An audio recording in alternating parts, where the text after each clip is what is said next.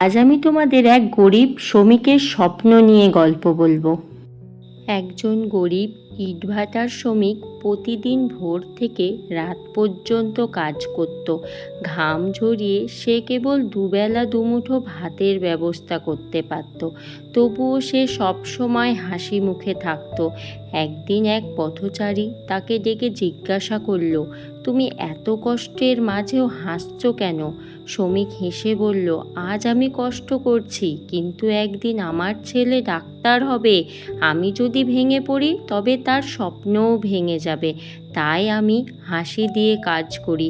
বছরের পর বছর কষ্টের পর তার ছেলে সত্যিই ডাক্তার হলো। সেদিন ছেলে সাদা কোট পরে সামনে দাঁড়ালো। সেই দিন শ্রমিকের চোখ আনন্দের অশ্রু ঝরল। আমরা এই গল্পটা থেকে শিখলাম, আজকে কষ্ট কালকে সাফল্যের দরজা খুলতে পারে। যদি স্বপ্ন বড় হয় তবে সংগ্রাম মধুর হয়। তোমাদের এই গল্পটা কেমন লাগলো আমাকে অবশ্যই কমেন্ট করে জানাবে। ভালো লাগলে একটা লাইক করে দিও, আর চ্যানেলে নতুন হলে চ্যানেলটা সাবস্ক্রাইব করতে ভুলো না।